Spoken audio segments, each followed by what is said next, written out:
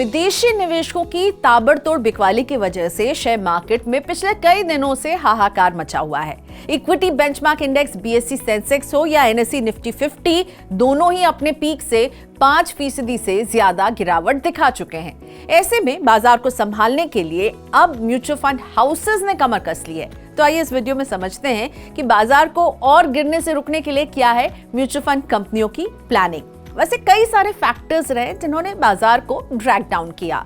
विदेशी निवेशकों की ओर से भारी बिकवाली एक वजह है ही, साथ ही में जियोपॉलिटिकल टेंशन, ईरान और इजरायल में जो तनाव है उससे भी असर पड़ रहा है। और दूसरी तिमाही में कंपनियों के अर्निंग के जो आंकड़े रहे हैं वो काफी निराशाजनक रहे हैं और शेयर बाजार में इससे भी उथल-पुथल मची है।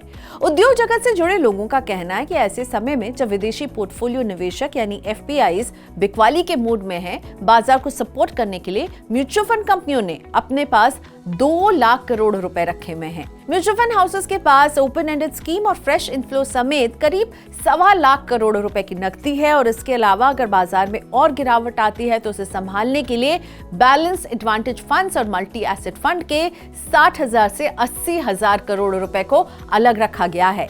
एक फंड हाउस के सीईओ के हवाले से फाइनेंशियल एक्सप्रेस की रिपोर्ट में बताया गया है कि ये फंड्स मार्केट में गिरावट आने और वैल्यूएशन सस्ता होने पर इक्विटी में एलोकेशन यानी अपने निवेश को बढ़ाने के लिए अलग से रखे गए हैं। और उन्हें लगता है कि अगर गिरावट आती है तो ऐसे में ये खरीदारी का एक अच्छा अवसर भी देगा। फिलहाल इन स्कीम्स का कुल एसेट अंडर मैनेजमेंट यानी एयूएम 3 लाख करोड़ रुपए है। और अगर बाजार नीचे जाता है तो इन स्कीम्स को अपना इक्विटी पोर्शन 50 से 80% करना होगा। सितंबर अंत में म्यूचुअल फंड के पास करीब 1.8 लाख करोड़ रुपए का कैश था। हालांकि अक्टूबर में एफपीआई की बिकवाली बढ़ने के बाद गिरावट को थामने के लिए म्यूचुअल फंड्स ने बाजार में काफी पैसा भी झोंका है। रिपोर्ट में कहा गया है कि वित्त वर्ष 2021-22 और 2022-23 में भी इसी तरह के हालात देखने को मिले जब एफपीआईज ने बिकवाली की थी। तो 21-22 की अगर बात करें तो 1.3 लाख करोड़ रुपए और वहीं 2022-23 में 44,000 करोड़ रुपए की बिकवाली हुई थी। और दोनों ही सालों में घरेलू निवेशकों की खरीदारी ने बचाया। 21-22 में 2.2 लाख करोड़ की खरीदारी हुई तो वहीं 22-23 में 2.5 लाख करोड़ रुपए के शेयर खरीद डाले।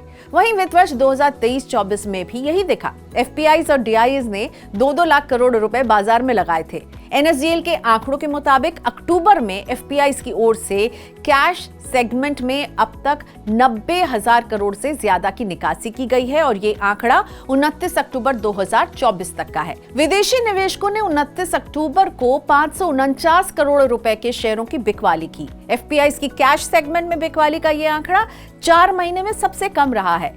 घरेलू निवेशक अब तेजी से एफपीआईज की बादशाहत को चुनौती दे रहे हैं। पहले विदेशी निवेशकों की बिकवाली तेज होने पर बाजार धड़ाम हो जाता था। एफपीआईज की स्ट्रैटेजी ये रहती है कि वो ऊंचे लेवल पर बेचकर मुनाफा कूटते थे और बाजार नीचे जाने पर सस्ते में खरीदारी करते थे। लेकिन रिटेल इन्वेस्टर्स की शेयर मार्केट में भागीदारी बढ़ने, चाहे वो म्यूचुअल फंड्स के जरिए हो या फिर सीधे इक्विटी में निवेश के जरिए हो, ये ट्रेंड बदला है। एफआईआईज के बिकवाली करने पर उनकी जगह घरेलू निवेशक ले रहे हैं और बाजार में पैसे लगा रहे हैं, जो बाजार को संभालने में मदद कर रहा है। और इसका मतलब है कि बाजार में अगर और गिरावट आती है तो उसे संभालने के लिए म्यूचुअल फंड्स भी तैयार हैं।